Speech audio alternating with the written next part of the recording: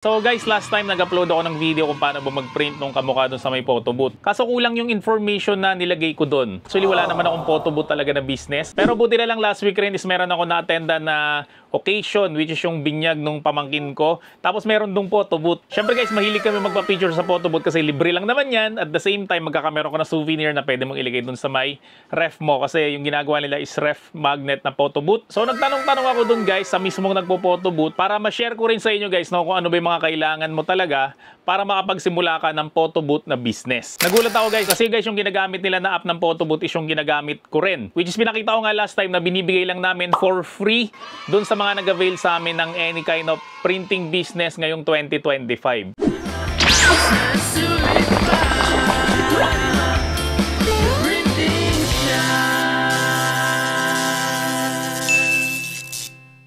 So ito na guys yung mga requirements raw para makapagsimula ka ng yung photo booth business. So talagang inusisa ako talaga to. Syempre unang-una raw is kailangan mo ng DSLR. Wala magpapaservice sa'yo guys ng photo booth kung cellphone lang yung gagamitin mo. Iba pa rin kasi guys talaga yung quality kapag ka meron kang DSLR. So again guys, dalawang brand lang yung gumagana doon sa may photo booth app natin. So either na Canon or Nikon na DSLR. So guys, yung ginamit ko nga pala na camera nung nakaraan is yung Canon na 3000D which is 2018 model pa siya. Pero nakita ko guys yung quality niya maganda pa rin naman. No? So hindi nyo guys kailangan ng bagong DSLR na model kasi mahal talaga guys ang DSLR. Ang SLR ngayon is mapapatak ng 50,000 pataas. Pero yung ganung model guys na medyo matagal-tagal na ng konti is siguro mga 20 to 30,000 na lang ngayon yun. So kung may mabibili ka na mas mura, syempre mas maganda. Basta make sure lang guys na maayos pa yung camera na mabibili mo kasi sayang naman investment yan. So pangalawa guys na kailangan natin, syempre kailangan natin ng ring light. So yung ring light na gagamitin nyo guys, no, mga at least 18 to 20 inches para syempre mas blooming naman yung muka ng inyong mga pipicturan. So guys, pakita ko lang sa inyo yung pagkakaiba ng merong ring light at walang ring light. No? So meron akong ring light dito na ginagamit sa aking mga video. No? So yung ring light ko guys, 6 inches lang yan. So maliit lang yan. So ito guys, yung merong ring light, yan. Ito naman guys, papapatay ko yung ring light para makita nyo guys yung itsura ng walang ring light. Sige. Yan. So makita nyo guys na ang dilim na mukha ko. At hindi ako guys na highlight. So para akong naka-blend lang sa may background. So lalo na guys kapag ka may sombrero yung magpapapicture, tingnan nyo to ha. Ipapa-off ko ulit yung ring light. Paki-off. Yan. Makikita nyo yung sombrero ko yan o.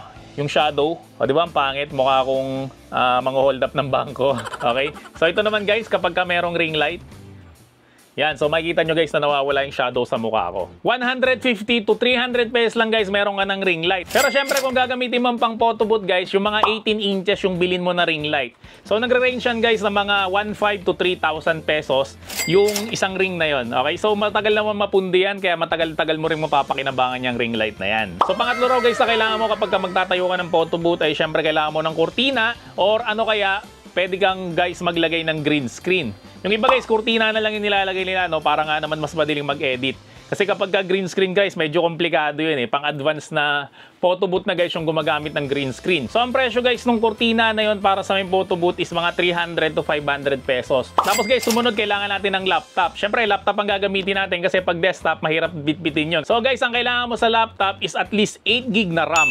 Tapos guys, kapag bibili kayo ng laptop, dapat meron siyang SSD. Yung mga lumang storage guys, yun yung may mga plato. Mabagal kasi yun. So kapag nag-boot ka using HDD, sobrang tagal mag-boot ng laptop mo. Siguro mga 1 to 2 minutes hanggang 5 minutes. So kapag naka-SSD ka naman guys, mga 10 to 20 seconds lang guys, nag-boot na yung laptop mo. Kapag meron kang laptop o desktop na feeling mo mabagal na siya, pa-check mo guys kung meron siyang SSD slot. So kapag meron siya guys SSD slot, lagyan mo lang siya ng SSD. Magugulat ka guys, parang bago na naman yung laptop mo sa bilis. Then next na kailangan natin guys, syempre yung photo booth na app. So wag kang mag-alala kapag nag-avail ka sa amin ng any packages ngayon 2025, ibibigay ko lang sa iyo yon for free. Basta nag-avail ka sa amin ng packages. So hanapin mo lang kami sa FB, The Printing Shack, at syempre sabihin mo lang guys na napanood mo tong video na to para ibigay sa iyo guys yon for free. So again guys, dapat nag-avail ka sa amin ng package para ma-avail mo siya for free. Syempre, ang next na kailangan natin is printer. So, sa printer guys, so nakaraan pinakita ko sa inyo ay yung Epson L121 lang. Kung medyo maselan ka at syempre gusto mong maibigay talaga yung the best sa customer mo, magandang printer dyan guys, yung mga A3 na printer at syempre 6 colors. Ang 6 colors kasi guys, mas maganda siya sa portrait printing o yung tao talaga, yung mukha ng tao. Pero kapag ka logo lang guys, yung mga solid colors lang naman, okay na yung mga 4 colors sa printer. So, may mga nagpupunta kasi dito sa may shop namin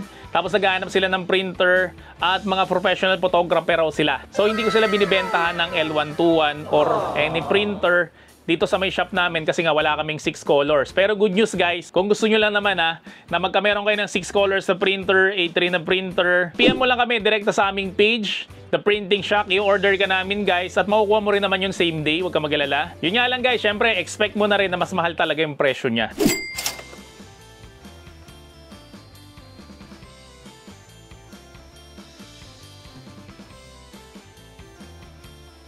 Kasi guys, yung binili nyo sa amin ng mga printer, L121, L3210, L5290, mga A4 na printer lang yan. Yung A4 guys, ganito siya kalaki. Yan o, nakalagay A4. So, ang A3 guys, doble siya nito. Yan, so baliktad kasi sa papel guys, no? Habang lumiliit yung number, lumalaki guys yung material. So again guys, sa mga gusto mag-upgrade, kasi gusto nyo na rin makapag-explore pa ng mas malalaki pang printing jobs like poster printing, di ba? Pwede ka mag-print ng poster. So, mas maganda guys, i-PM nyo lang kami direkta sa aming page, The Printing Shack. At itanong mo lang doon guys, no, kung magkano ba guys yung presyo ng mga A3 printer na inaalok namin. So, ang ginagandahan guys ng A3 na printer, syempre unang-una nga makapag-print ka ng ganito kalaki.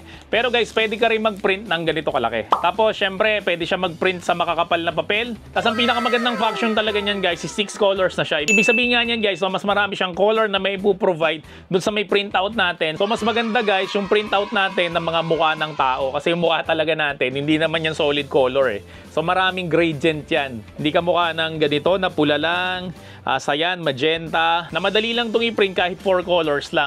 So kapag kamukha ng tao guys, ang usually talagang kailangan na niya, kung gusto mo lang naman na maganda yung printout mo at professional ka na photographer o nag-offer ka ng photo booth, maganda guys talaga, i-6 colors yung gamitin mo. Matagal ko na rin naman sinasabi yan. Pero ngayon lang kami guys talaga magsisimula magbenta ng mga A3 na mga printer na 6 colors. Tapos dahil nga guys 6 colors yan, mas mabilis guys yung printing yan. Kaysa guys no sa mga 4 colors na mga printer. Pero kung gusto mo talaga na sobrang bilis ng printing mo, wala pa rin guys tatalo sa maraming printer. Kasi nga may mga nagtatanong sa amin, ano ba yung pinakamabilis na printer raw? Actually, wala namang pinakamabilis na printer kapag ka nagpiprint ka ng high quality.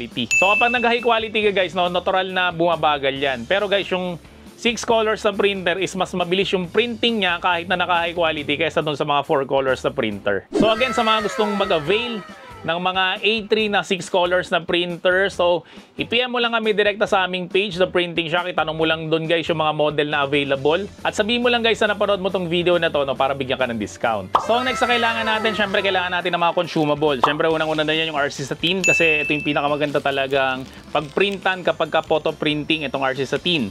So ang texture nito guys, kung naalala nyo yung Kodak or yung Agfa, ganon guys yung texture ng papel na to. And next guys, ito, magnetic sheet. Kailangan rin natin ito. Mas maganda guys, bilhin nyo yung with adhesive. Para pa nag-print kayo dito, ididikit nyo na lang direkta dito. Then, sumunod na kailangan nyo kung ayaw nyo mag-offer ng ref magnet ay ganito. Parang photo booth card holder to eh. So kapag ka nag-print mo na guys yung RC Satin, so ganito yung itsura niya. Tapos ilalagay mo na lang siya dito. Ganito guys yung magiging itsura ng ating finished product. Or kapag ka gumamit naman kayo guys ng ref magnet, ganito naman yung magiging itsura niya. Syempre guys, ang isa pa sa mga kailangan nyo is syempre mag-provide kayo ng mga props. Like wig, malalaking salamin, mga sign na gawa sa may Sintra board yan. So pwede rin po yan. Para naman guys, mas maging entertaining yung inyong mga photo booth. And lastly guys, na mga kailangan natin is itong paper cutter. So kung photo booth guys, no, ganito yung magandang gamitin mo na cutter. Maliit lang siya kasi kapag guys sliding cutter yung ginamit nyo, medyo malaking table yung kailangan nyo eh.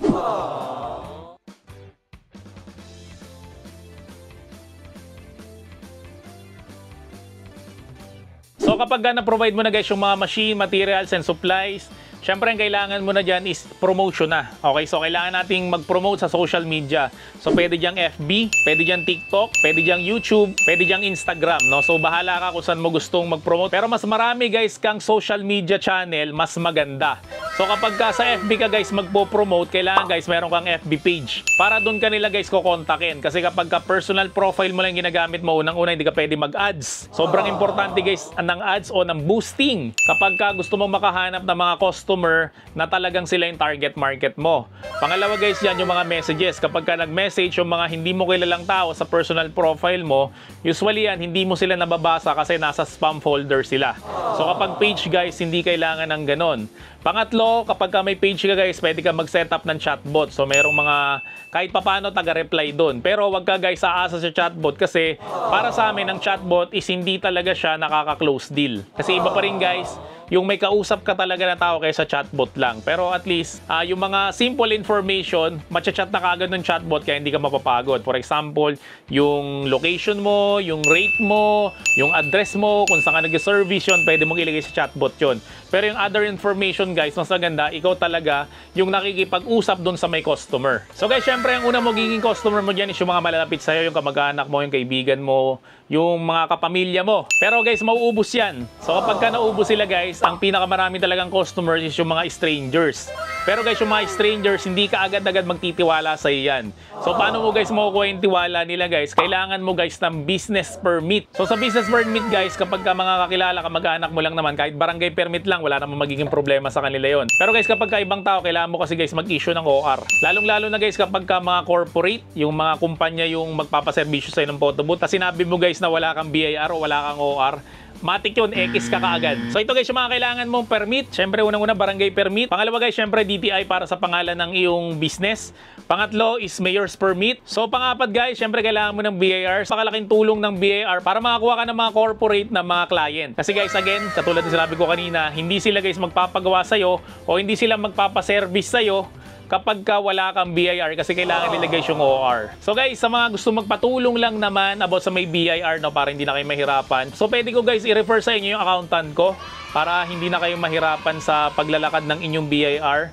So sila na maglalakad ng papel, tutulungan nila kayo sa mga requirements. So sa mga gusto rin magpa-service, nakamukha ng ginawa ko, nagpapa-service lang naman ako sa kanya. Hindi naman ako may-ari ng accounting firm na yon. So mas maganda guys, no, i-PM mo lang kami sa aming FB page at itanong mo lang doon guys kung sino ba yung accountant namin para nga ma-refer namin kayo sa kanya. At kapag ka na-refer na namin kayo guys, so sabihin nyo lang doon sa may accountant namin na ni-refer namin kayo para asikasuhin kayo kaagad. Trabaho nila yon, kaya syempre may bayad po yan. So yan guys, lahat ng mga kailangan natin mula sa machine, mula sa printer, mula sa camera, mula sa mga consumables, hanggang sa mga business permit. So kapag kami nagpagawa sa'yo guys ng photo booth, mas maganda, itago mo yung ibang mga picture na ginawa mo noon, tapos i-post mo sa may page mo. Kasi guys, yan yung magsisilbing portfolio mo. Kapag kami mga gusto rin magpaserbisyo sa'yo guys ng photo booth, ay may papakita kang proof na legit ka.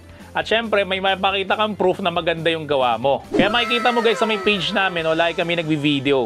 Kapag may mga order sa amin, kamukha nito, pakita ko lang sa inyo. So ito guys, mga order sa amin to, yan yung mga bini-video ko kapag bumibili sila sa amin. Kasi sobrang importante niyan guys, lalong-lalo na ngayon, na yung mga negosyo ngayon ay nasa social media na. So guys, kailangan mo mag-ipon ng mga proof, kahit na maliit yan o malaki yan, na meron talaga mga nagpapaserbisyo sa'yo ng photo booth. So guys, yung ibang sinabi ko dito, no, available sa amin yan, kamukha ng mga materials, consumables. Siyempre yung printer guys, no, mag-offer na rin kami ng mga A3 na printer na pwede nyo gamitin sa may photo booth nyo, o pwede nyo gamitin guys sa may photo printing business nyo, or kung gusto nyo mag-upgrade from mga A4 na printer to A3 na printer para mas malalaki na guys yung mag-print nyo. So magiging available na rin po sa amin yan. So sa mga gusto mag-avail yan guys, no, hanapin mo lang kami sa FB, The Printing Shack. At syempre sabihin mo lang na parod mo tong video na to, no, para bigyan ka ng discount.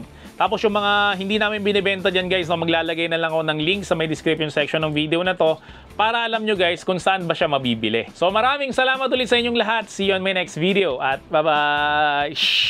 The Printing Shop, ayos na sulit pa.